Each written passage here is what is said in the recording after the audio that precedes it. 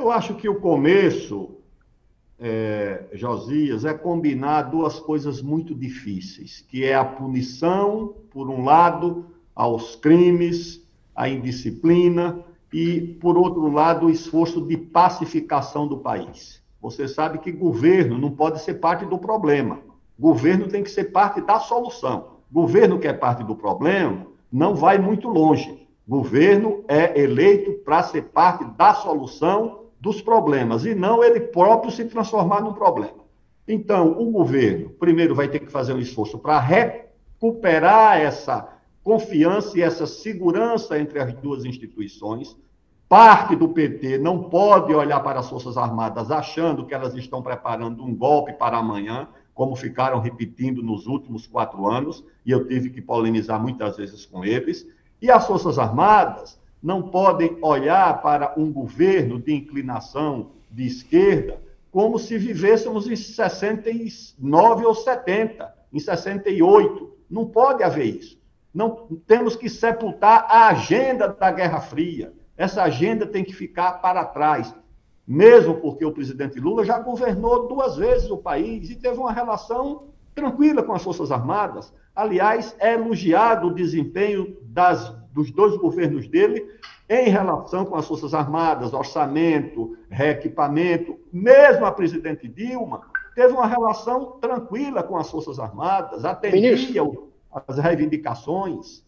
Ministro, essa agenda da Guerra Fria foi recolocada pelo ex-presidente Bolsonaro. E, aliás, por tudo que o senhor falou aí, o senhor citou aí esse exemplo da demissão dos comandantes militares, do ministro da Defesa, etc., o Bolsonaro, eu queria perguntar ao senhor o seguinte: o senhor está falando da atuação do presidente Bolsonaro sobre as Forças Armadas. O ex-presidente Bolsonaro desorganizou as Forças Armadas? O senhor diria que elas estão desorganizadas e precisam ser reorganizadas? Thales, é difícil encontrar inocentes nesse problema, tá certo? Há uma responsabilidade grande do presidente, do ex-presidente Bolsonaro, porque ele era o presidente da República. Ele tinha uma responsabilidade maior. Mas todos nós, conhecemos Bolsonaro desde quando ele era deputado. Qual era a agenda dele, qual era a narrativa, qual era o discurso, qual era a preocupação. E ele vivia, naturalmente, com esse discurso que levou para a presidência da República.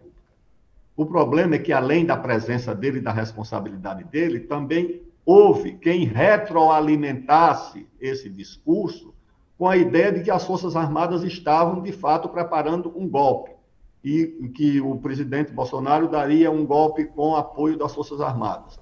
Se havia, dentro das Forças Armadas, em setores da reserva ou da ativa, alguém que tivesse interesse ou apoiasse esse tipo de devaneio, é possível.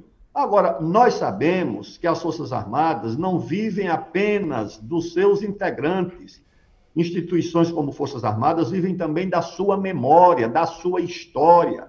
A memória e a história pesam também nas decisões dos homens em instituições dessa natureza. E não tinham as condições dadas para que fosse realizado um golpe que desse ao presidente Jair Bolsonaro poderes de ditador. Agora, uma parte da oposição também alimentou essa ideia numa espécie de desconfiança permanente em relação às Forças Armadas e nem percebia acontecimentos como esse, da destituição dos comandantes militares, de gestos que as Forças Armadas também faziam para se distanciar da agenda do então presidente da República.